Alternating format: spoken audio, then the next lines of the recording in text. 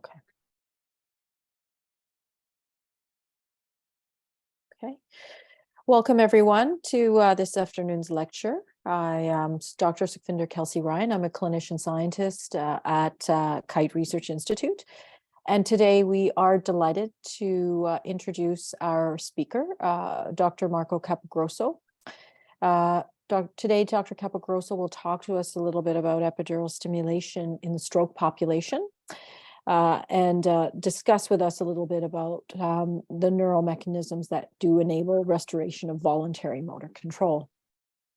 Dr. Capogrosso is currently an assistant professor in the Department of Neurosurgery. He completed his doctoral studies in biomedical engineering and robotics at the Scuola Superiore Santa Anna in Pisa, Italy. His PhD work focused on the design of peripheral and central neural interfaces for sensory and motor applications. Dr. Capogrosso completed his postdoctoral training at the École Polytechnique Fédérale de Lausanne, Switzerland, where he worked on the development of brain-spinal interfaces for the restoration of voluntary motor control after spinal cord injury. Before joining the University of Pittsburgh, he was research faculty in the Primate Center of the University of Freiburg, Switzerland, where he managed the multi-center platform for translational neuroscience. Dr. Capogrosso's research interests broadly involve the study of the interactions between electrical stimulation and the dynamics of neural circuits. Specifically, he is interested in the design of neurotechnologies to restore sensory and motor function after neural damage or disease. So we are delighted to have Dr. Capogrosso speak today, and I will hand over the mic to him. Thank you. Hi. Thanks so much for the very nice introduction. I guess I should share my screen, right? Yes, please do. Let's go. Okay, so I'm gonna talk today about our efforts in the lab to develop spinal cord neuroprosthetics, in particular spinal cord stimulation strategy for the recovery of arm and hand motor control. And I will start from the results of several clinical trials that have been obtained in the last year.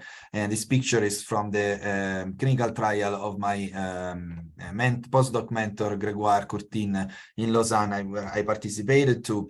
But there's equivalent studies running in the United States, in Louisville, in the Mayo Clinic, that shows that application of epidural electrical stimulation to the lumbosacral circuits restores multiple types of function, but particularly what I was interested in is motor function, locomotor function in people with spinal cord injury.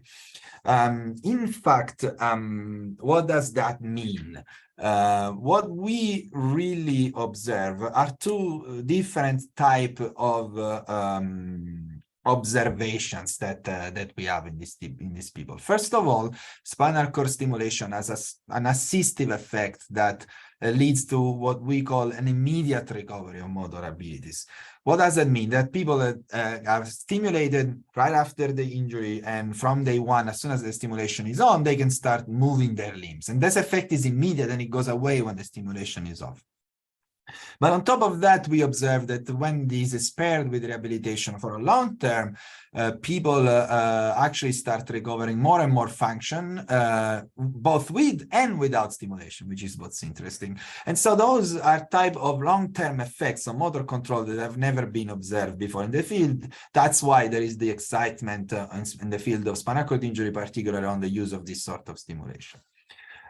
Just to show you, because we're going to mostly, but not entirely, focus on the immediate effect, I'm going to show you a video from the paper that Grégoire's group we published with Grégoire in 2018 that shows what do we mean by immediacy of the effect. So here we see a patient with spinal cord injury with a body weight support that is motor complete, that is trying to move, but you can see that his EMGs are flat. And he can't walk at all over ground. As soon as the stimulation is turned on, basically 5 minutes after, he's capable of moving over ground. And in another patient, actually, let me scroll forward. Similarly, He is walking right now, same as the other patient, but I want you to look now when we turn off the stimulation, what happens? The patient immediately stops walking. And when we turn the stimulation on, there is production of EMG activity, but it is only when the person starts to want to walk again, that he starts moving. So this shows you two things. First of all, that these effects are truly immediate. Like if I stop, they immediately stop walking. And second, especially in this segment of the video, you can see that it's not that the stimulation is like a button that we press and people start walking. Actually, the person is feeling the stimulation, knows that it's coming, the bursts are coming to the legs, but until they decide to start, they're not really moving.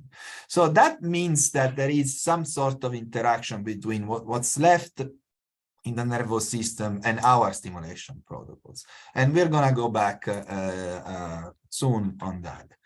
So I have, together with my friend Mario Seagnes, put together in a sort of very crude analysis the results that have been published so far, or that were published so far. I think there were another couple of papers maybe that went out after we published this review, to see really what has been obtained so far in people with spinal cord injury. So in this plot, you can see two types of outcomes.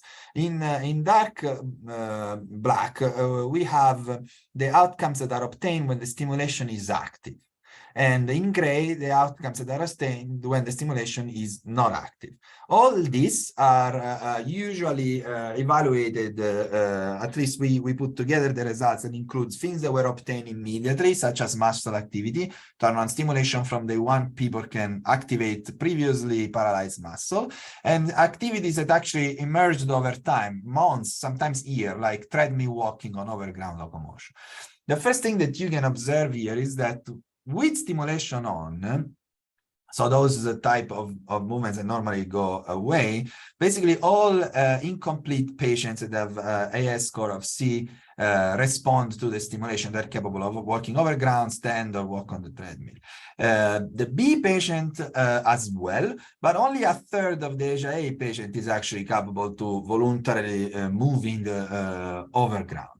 And the situation stratifies even more when we start looking at the results that are obtained after a year without the stimulation. When the stimulation is turned off, you can see that people with ASB can recover perhaps standing and perhaps activity of some of the muscles.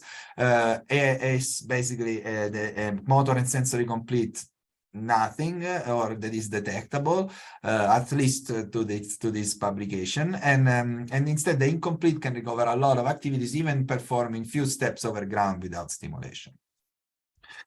Now, that means that it looks like there is some sort of obvious inverse relationship with the severity of the lesion. And why is that? We believe that this is because really the power of this stimulation has been to enable people to move on their own, like I was showing you in that video. We're not moving them like robots, but we're restoring voluntary movement.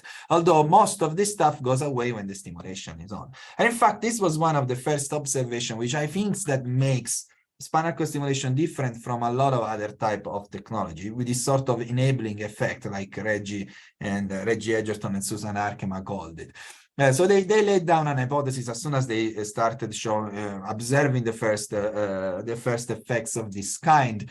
That is that in a way, what we're seeing with different degrees, depending if you use spatiotemporal or continuous, but overall, like I showed you in that study, essentially spinal cord stimulation seems to be facilitating existing but silent supraspinal pathways. So if they are there, we can facilitate them and produce motor outcomes.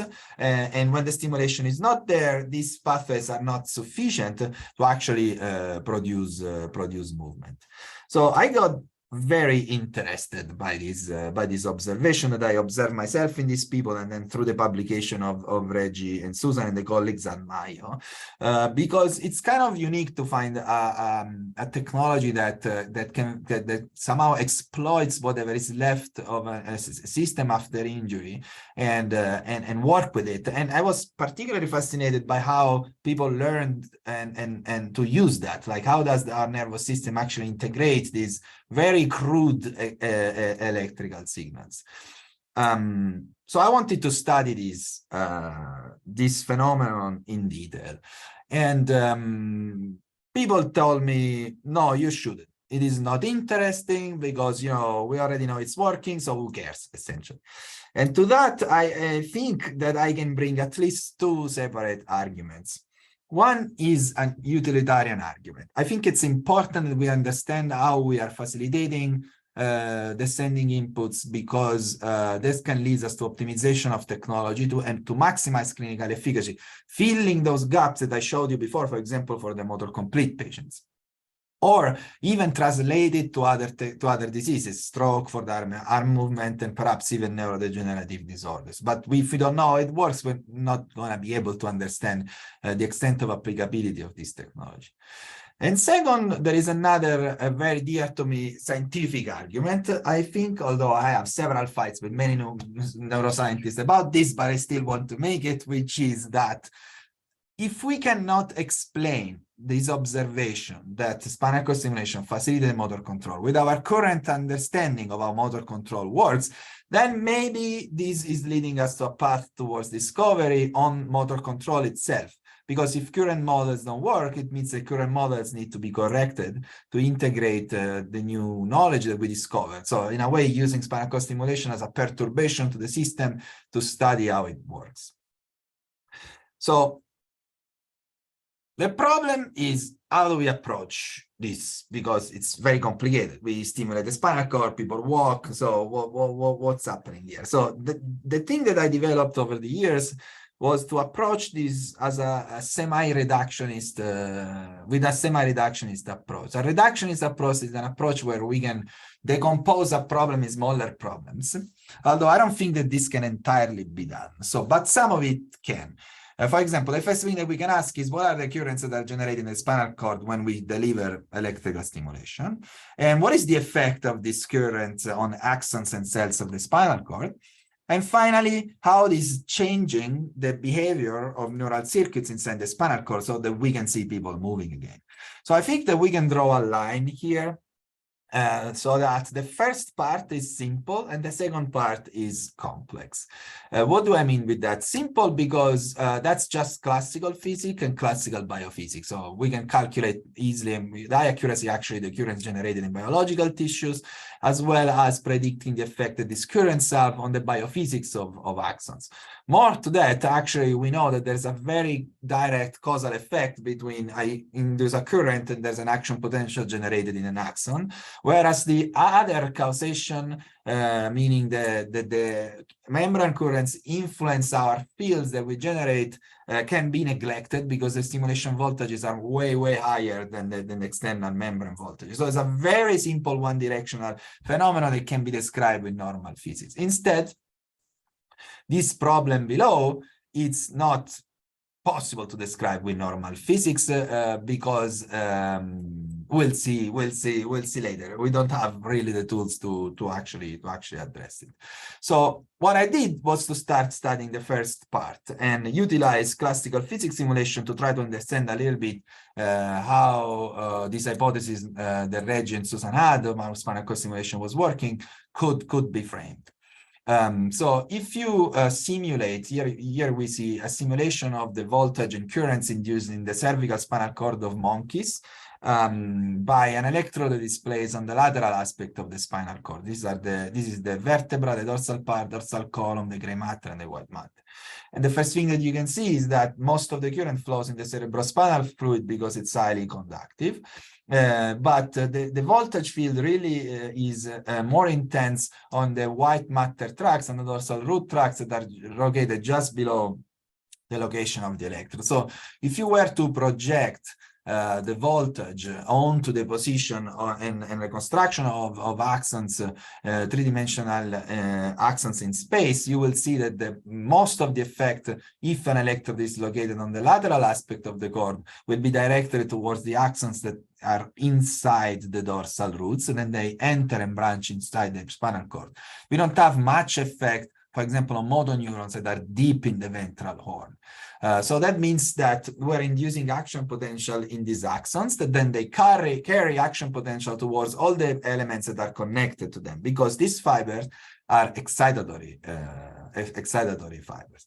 And another important observation that we find with this sort of model is that the effect of axon is way stronger than the effect of cell. So to obtain a direct effect on the membrane of cell bodies, we will need to use stimulation currents that are way beyond clinically accepted ranges.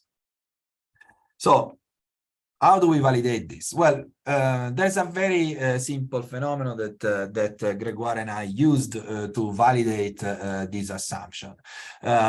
Basically, what we are talking here is that we're saying that spinal cord stimulation interacts with these very simple and very well-known stretch reflex, monosynaptic reflex circuits that are built in the spinal cord, both lumbar and upper, where we have muscles that have sensory afferents. Mostly, in this case, we're interested in the proprioceptive afferents that go inside the dorsal root, that are stimulated by the spinal cord stimulation and form mono and polysynaptic direct excitatory connection to the motor neurons. So there is a very well-known electrophysiological test by which if we look at the evoked potential in the muscles, we know that if we are stimulating the motor neurons through a monosynaptic reflex at high frequency, we would see a suppression of the responses that are generated by all the stimulation impulse. Instead, if we were to stimulate indirectly the motor neurons or the axon, we should see an action potential in the muscle coupled one-to-one with the stimulation patterns like this in this little yellow figure below.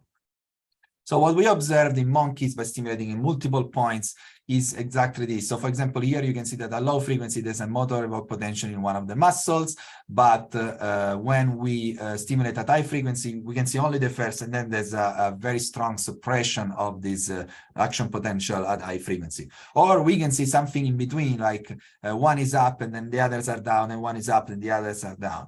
So all these are essentially electrophysiological signature or of presynaptic recruitment to the motor neurons. We are recruiting the motor neurons through the stimulation of the sensory afferents, which is what the model was predicting, that is very, very important to us. There's another conclusion that we can draw from that.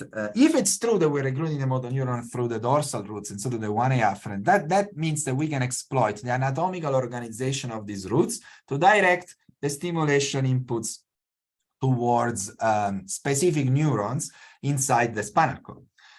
This is because, for example, in the monkey, but similar in the human, the deltoid muscles are innervated mostly in the C5 and C6 spinal segments, whereas, say, the hand, for example, in the C8 and T1 spinal segment.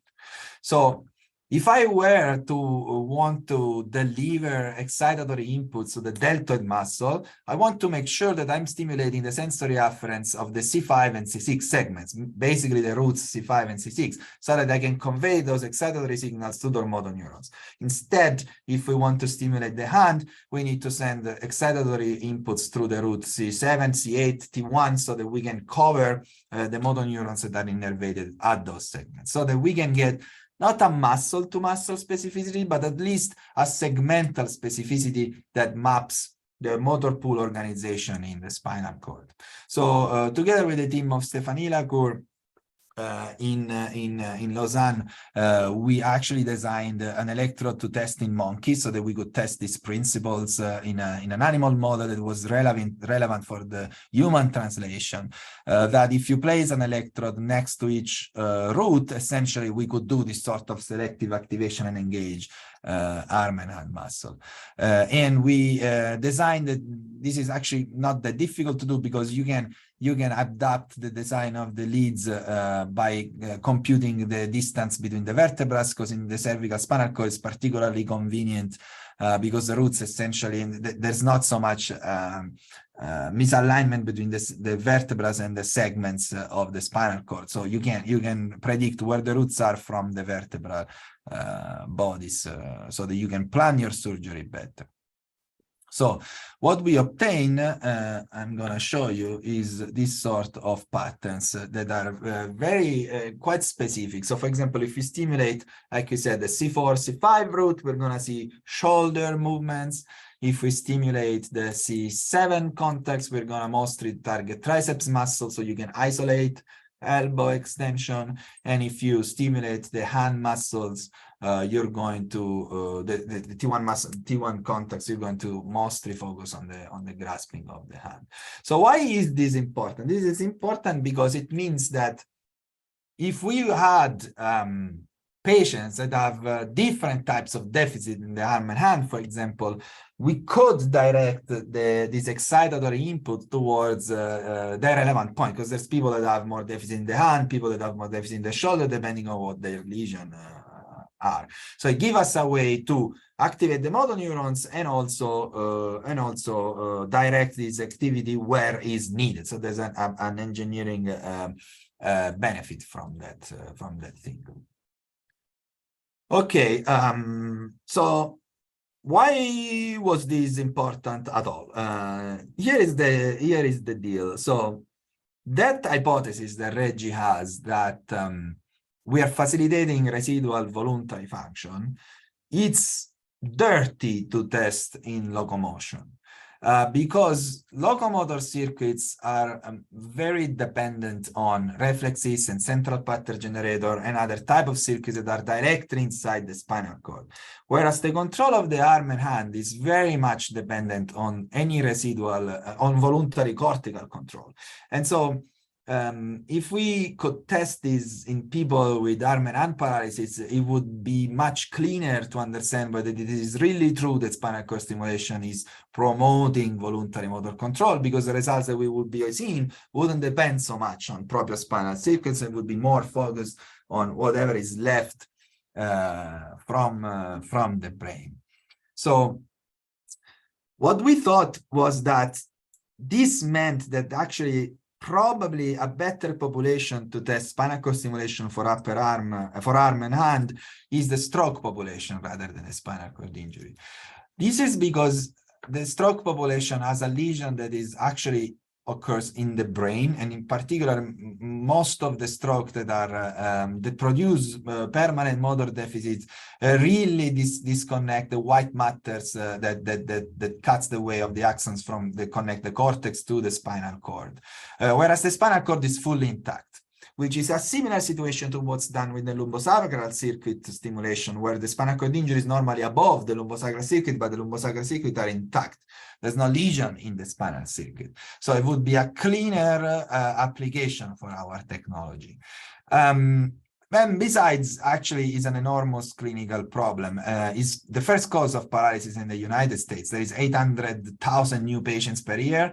And about 400,000 of them suffer permanent motor deficits of the arm and hand. It has been estimated that 1 in 4 people below 25 will actually get a stroke in their lives. So it's an enormous population, and there is no effective clinical therapy that can substantially change the outcomes of their motor deficits once they become chronic. In fact, this is reflected by an enormous spending budget for these people, both direct and indirect cost of clinical care. Now, one thing that is interesting for the stroke community that I found interesting when I started working with this community is that they have done a very good job to tease out the phenotypes that characterize the post-stroke hemiparesis syndrome. Because when we disconnect the corticospinal tract with a lesion, immediately we think at paralysis like loss of strength, which means inability to activate the muscle. But if we look at these patients, we see a variety of disorders. Some emerge immediately, some after, but still they all have this, and they are independently quantifiable. So one is the loss of strength, which is the inability to activate muscles. This is the classic type of paralysis that we think of. The other is the loss of dexterity, meaning the inability of people to control fingers or also grade arm and hand forces. And then the third is the intrusion of aberrant synergy, which is this classic flexed arm position that gets in the way of anything the patients want to do. They want to extend their arm, instead their arm flexes. And finally, a variety of spasticity, or it's better to call them tone disorders, where there's an activation of muscles, unwanted or velocity-dependent activation of muscle and resistance to passive and active movements that is variable among the population. So what it means is that any therapy that is supposed to target stroke should actually make sure that it addresses all these points. And this is why we designed our clinical trial, coming from the idea that we wanted to test these hypotheses and understand if truly we can recover voluntary motor control, but making sure that we are evaluating the efficacy on this population of spinal cord stimulation to improve strength, dexterity, and synergies. This work is supported by an NIH UG3 UH3 grant of the Brain Initiative. It's co-directed by me and Doug Weber. And then Elvira, who is my wife, who is running the experiment with me, and a colleague at Physical Medicine and Rehabilitation. Peter Gersten is our neurosurgeon, and then George Wittenberg, who is our local neurologist, and John Krakauer, who is our collaborator from Johns Hopkins. So what are we doing in this trial? The idea is that if it's true that we are facilitating voluntary motor control, then if the subject attempts some movements at delivery of spinal cord stimulation towards specific nuclei in the spine and the cervical spinal cord, sorry, nuclei, I meant location in the cervical spinal cord, should support this residual input, and so enable the patient to move and grasp objects. So we implanted 2 clinically approved electrodes that are used for pain. Although they are suboptimal for this position, they allow us to cover the entire span of the cervical spinal cord to match what we found in primates, which is that we needed to cover all the roots from C3 to T2 to T1 to make sure that we were addressing the right deficits for the right person on the different muscle. This is the X-ray from the first 2 participants of the study, where we got 4 so far, the 4 is almost completed, where you can see that although we try to put this electrode on the side, because we have to place 2, usually the rostral lead tend to migrate more towards the midline, and we prefer to have the caudal lead more lateral, because like I showed you, if we're able to position it right over the roots, we're more selective, and we believe that it was more important of selectivity for the forearm and hand than it was for the upper limb, where the muscles are very well segregated. So we prefer to always place the caudal electrode more lateral than the rostral electrode. These were the first 2 patients. They were very different between them, because this was actually good for us, because we wanted to know immediately how much this would affect the impairments on a large scale. So we have a person that has a moderate stroke, 35 out of 86 of Fugl-Meyer, 9 years after stroke. You can see from high definition tractography that she has about 50 to 40% left of the corticospinal axons that connect the motor cortex to the spinal cord, whereas the second subject has a very large lesion, and you can see that the majority of the corticospinal tract is gone, and is left about 10 to 20%. So the 2 patients often an immediate peak into the moderate to very severe range to see how much are we supporting motor control in these studies for people that have different type of lesion severities. So the first thing that we wanted to know was, okay, so we found that we are recruiting a sensory afferents, and then we can target the different muscles at different segments. So in monkeys, can we do that in human? So basically what happens is that if you stimulate from contacts that is from the first patient, but it's truly equivalent in every patient. It's remarkably equivalent in every patient. Obviously, it's not exactly the same contact, but normally when you have a contact that is located between the C3 and C4 vertebra, you're going to see motor responses mostly coming from the deltoid, the biceps, the trapezius muscle. Then if you move down, C6, C7 spinal segments and roots, you start seeing the triceps muscle, the extensor in the forearm, and the flexor of the forearm. And then the more caudal you go, the more you start seeing intrinsic can muscles and focusing really on the forearm and extrinsic and extrinsic can muscle. Not only that, but which maps basically one-to-one what we found in monkeys, but also if you stimulate at repeated frequency, you see that suppression that I was talking about before. So we confirm that also in the cervical spinal cord, we are recruiting the motor neuron through the recruitment of sensory afferent. That is very important that this is the case. So when you expose these people to the stimulation, continuous stimulation, so we just turn on the stimulation and keep it on all the time, the first thing that we see, that we test, is their ability to improve single joint movements. And particularly, we look at strength and the production of EMG. So we can see that, for example, in this patient, she could essentially double the strength produced at the elbow extension, which is a very important function for stroke, and similar results in the elbow flexion of the very severe patient. And you can see the production of EMG activity that is much stronger with stimulation than without. Most strikingly, actually, the second subject who had a complete flaccid hand paralysis was actually able to produce repeated forces when the stimulation was on compared to when the stimulation was off using handheld dynamometers. So we have an immediate increase in strength. How does that translate to movement? For example, we tested actually these videos from day one, where we turned on the stimulation and looked at the hand opening, which is a function that is very impaired in people with stroke. This is the first subject. This is what she could do without stimulation, and with stimulation she could open the whole hand and close it.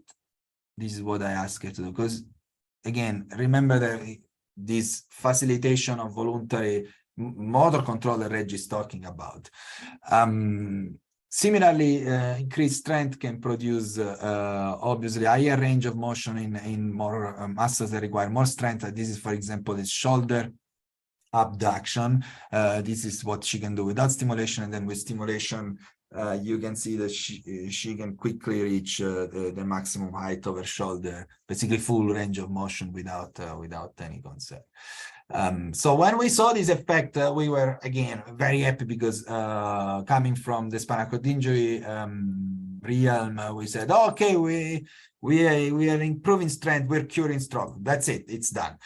And then obviously John Krakauer, who is our dear friend and collaborator, told us, not so fast, guys, because stroke is not just about strength. Like I told you, you need to show that there's an improvement of motor control, especially because we were thinking that we were facilitating residual voluntary function. Well, if that's the case, then you need to show me that there is dexterity. And I told John, what are you talking about? I mean, if there's no strength, there's no dexterity. And he said, oh, okay, then I just go to the gym and muscle up, and then I go home and I play the piano like Mozart.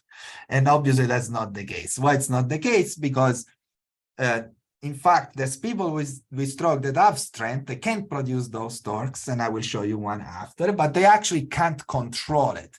This is an entire other realm of things. Okay, you have this strength, but can you control it to actually make functional movement? So the way we test it is through two different experiments. One is looking at the kinematics of the arm. You can see here, for example, that when the subjects reach out, targets, especially those that are difficult for them, their kinematics get very hard and very variable because they can't control their arms. The movements are very rigid and full of corrections. Instead, when the stimulation is on, the trajectory is smoothed out significantly to look almost, if not entirely, undistinguishable from normal reaching towards those targets.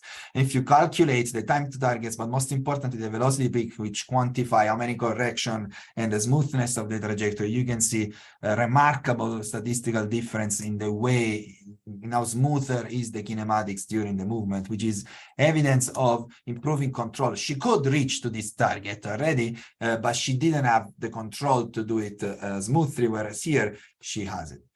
And another unpublished result that is showing you again that we are not only improving strength, but also improving motor control, is if you ask people to actually modulate forces. So in this case, this is the third subject. We still didn't publish this result. We asked him to follow in an isometric task force with his elbow. He had to extend and flex isometrically the elbow and produce a torque that had to follow this specific small line so that we could show that he could modulate small forces. And you can see that he can actually do it pretty well without stimulation, and the stimulation doesn't really change anything. But if we increase the force, you can see that the first attempt, he actually reaches the maximum force. Again, he's capable to do that force. What he can't do is to control it after. So when we say, okay, now modulate, you can see that he progressively in the blue line completely loses control over this path. Whereas with stimulation on, the immediate effect is capable of following pretty closely this line, showing that we're not only increasing motor control, strength, we're also increasing motor control. I'm gonna jump the video because I want to show you actually this, which is, okay. Now our study was only 4 weeks, and all these effects that I showed you so far really are only the immediate effect. They were always controlled against, in the same day, we would do the same measurement with stim off and stim on. So we didn't really do a rehabilitation therapies. People were coming, we were doing assessments. But we acquired their motor scores pre and post study to see how they were doing. And you can see that at the end of the studies, all of them improved in their Fugl-Meyer score, which is a score that measures the whole arm gross motor control. And specifically that when stimulation was turned on at the end of the study, they got even more points on top of those that they acquired without stimulation. So the points that are acquired without stimulation are the equivalent of what I was showing you before with spinal cord injury, abilities that are obtained after these 4 weeks without stimulation, but in a time frame that is only 4 weeks compared to the months that were required. And this is actually common in stroke. You can get this improvement in 6 weeks studies or something like that. Although on top of that, we add more points on the scales when we activate stimulation. What's really interesting is that actually is the ARAT score for these 2 subjects. SCS2 couldn't perform it because she was too severe.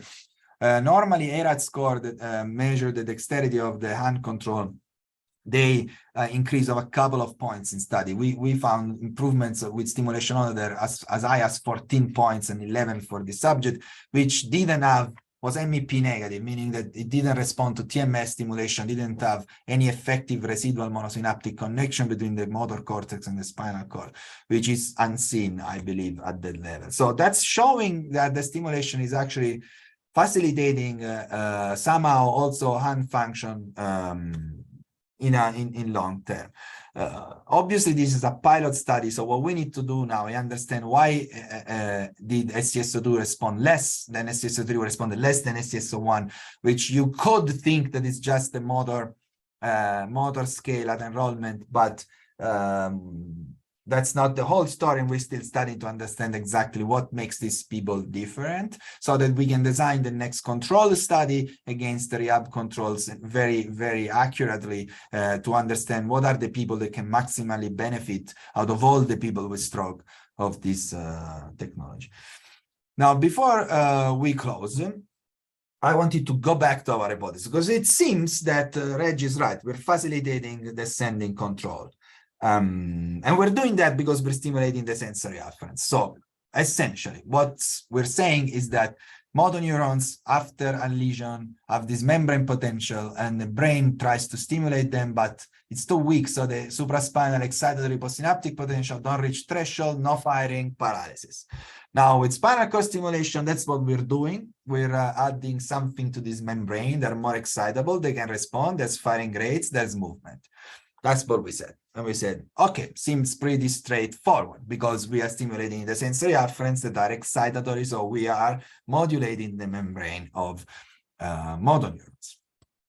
All right. So we can actually test this with transcranial magnetic stimulation because both the corticospinal tract and the 1A afferents are glutamatergic.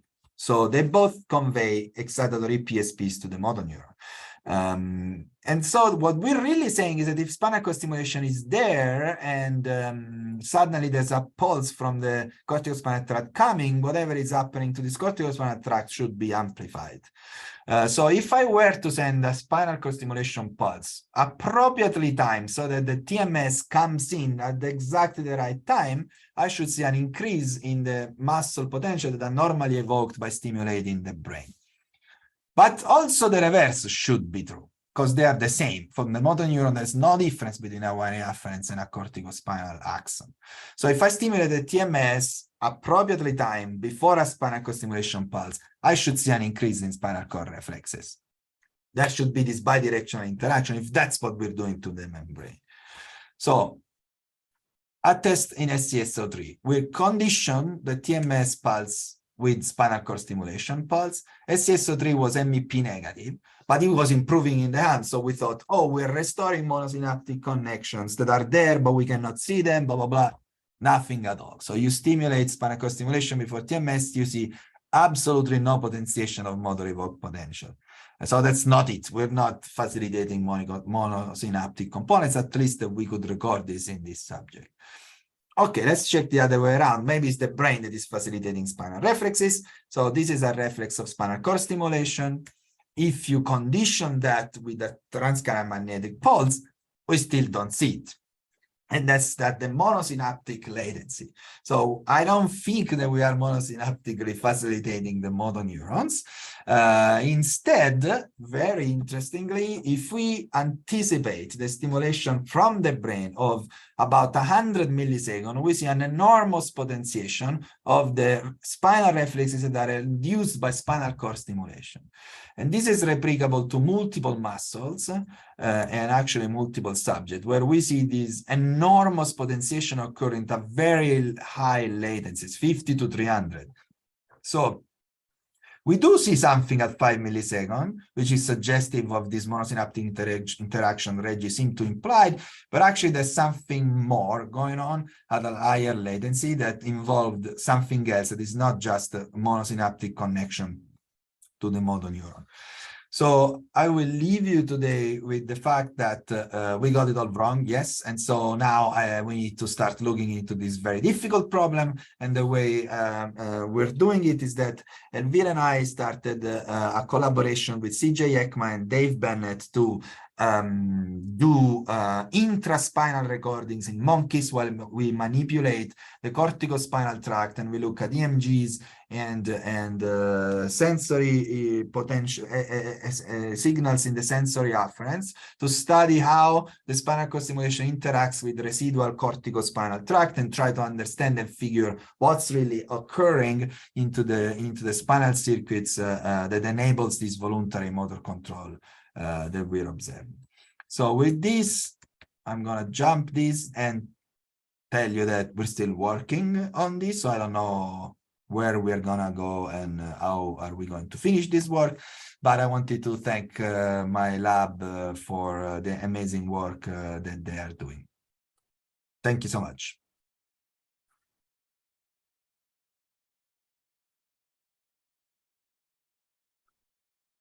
Okay, thank you. Thank you, Dr. Capogrosso. That was an excellent talk. I really enjoyed that. Thank you. I wanted to just put it out there. There are no questions in the Q&A, and that might just be because I didn't mention it at the beginning of the talk, but if you have any questions, would you like to put them in the Q&A and we can address them? I'm pretty sure there's questions. All right, so we'll start with the first one. This is from Dr. Jose Zarifa. Nice work that he did. Pardon me? He just published a very nice paper. Yes, he did. Yes. And he said, thank you. Sorry, I'm being the moderator. Okay, so the first question that he has is, have you conducted stimulation of transcutaneous spinal stim? And do you expect that the mechanisms would be similar to stim with implanted electrodes? Yeah. So to the extent that with transcutaneous spinal cord stimulation, you can selectively recruit dorsal roots, we should see similar effects. What does that mean? That means that everything is going to be dominated by physics, and everything is going to be dominated specifically by the region you're stimulating. Actually, Karen Minassian did a lot of testing, for example, in the lumbosacral spinal cord, where we have clear evidence that with transcutaneous spinal cord stimulation, it is possible to recruit the sensory afferents, and the evoked potential we observe in muscle are similar to those of epidural stimulation, in the sense that they are sensory mediated. In the neck, it's very problematic. So that might require a little bit of tuning to be able to recruit the sensory afferents without recruiting the ventral axons. I didn't mention in my talk that, but one of the reasons why we don't want recruitment of the ventral axons is that as soon as that happens, because epidural and but also transcutaneous even more, they're not very selective. You stimulate multiple agonist and antagonist muscle.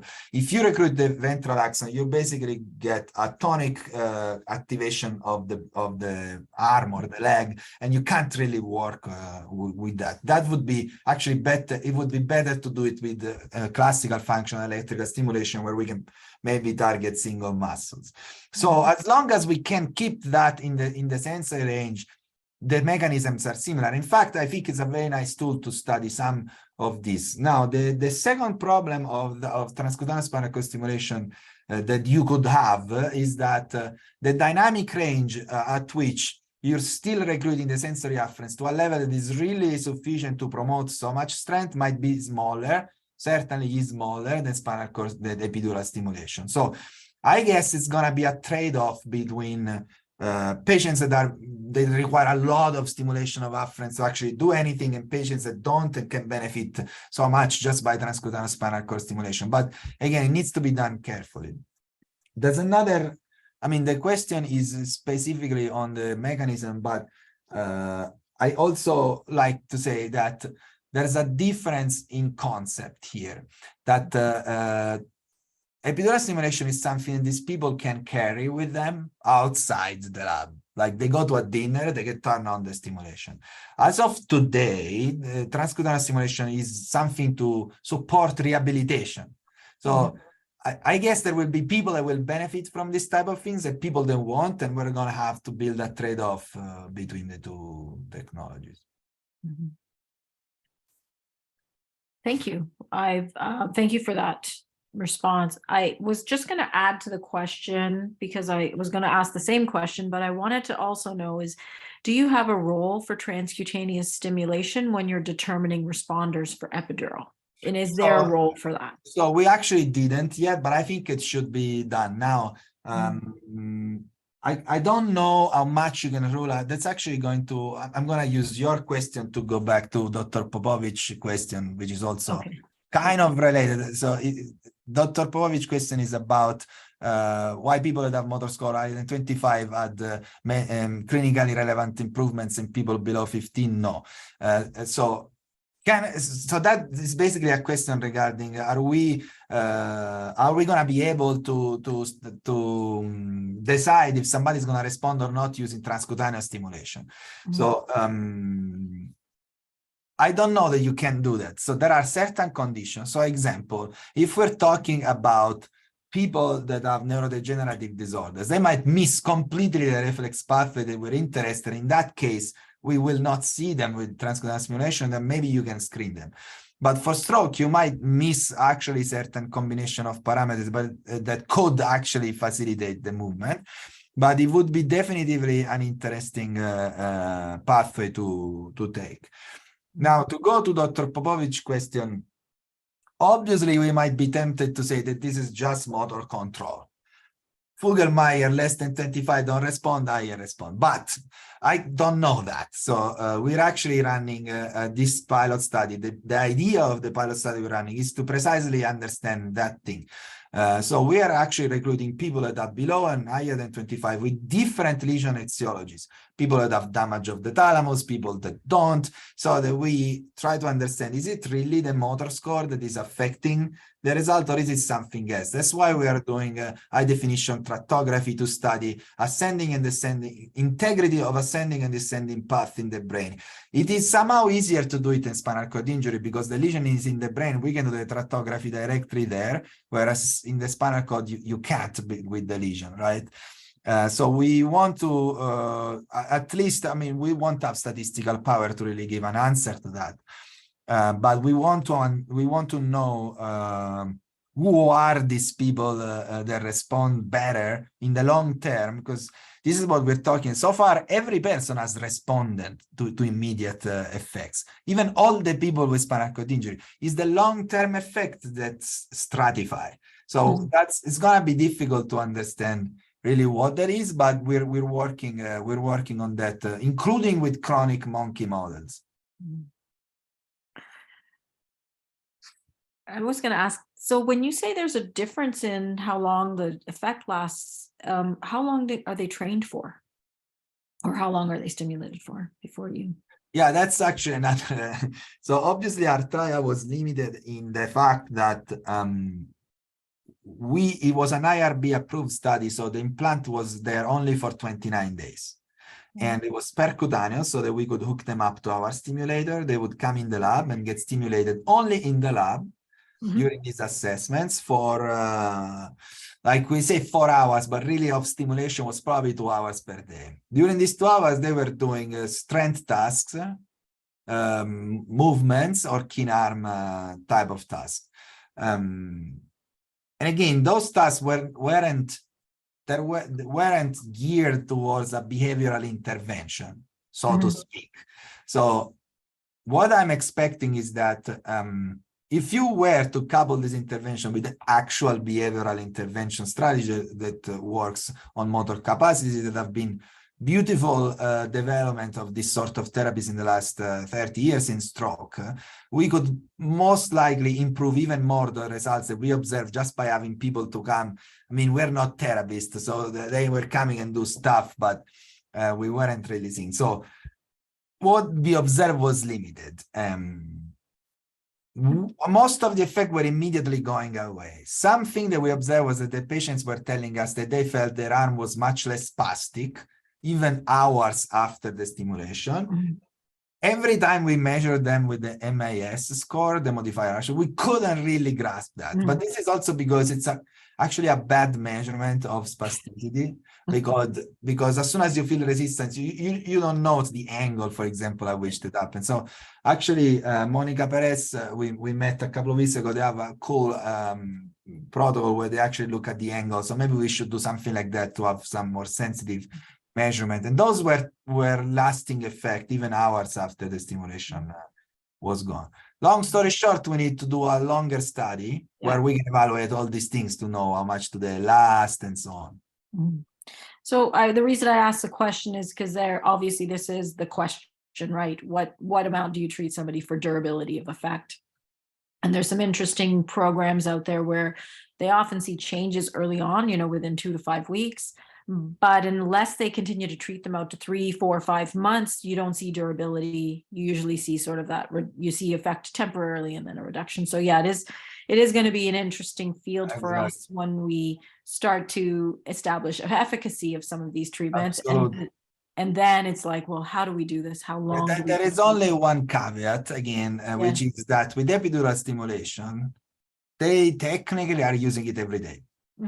So even if I completely agree with you that if the people keep being engaged in physical activity and that is specific for that, they're probably going to get better and better and retain it more. But there is an argument where we never had this before. What happens if people are using their arm every day in their daily activity, thanks to the immediate effect of the stimulation that are always there? It's possible that they will retain it more, not because they're doing a physical intervention, but because they're using the arm in their daily life. No, very true. So There's we don't another know. question. Yeah. There's another question. It's from Professor Verrier, who was actually my PhD supervisor. Brilliant physiotherapist. Did you do any testing without movement tasks that they were doing? Yeah. So, well, all the immediate effect on off, obviously they were tests that they were doing, and we were testing continuously on off. But the clinical assessments of Vogelmeyer and ERAT score weren't trained. We actually measured them only twice during the study, mid-study and post-study. So obviously, those are not tests that are trained. And in the control study, it's going to be very important to completely decouple the outcome assessment from the clinical assessments. Absolutely.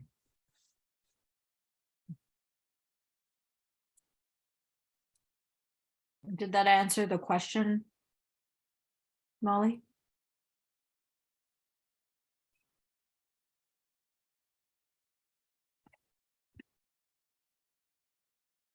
We're just waiting to hear back if there was more to the question.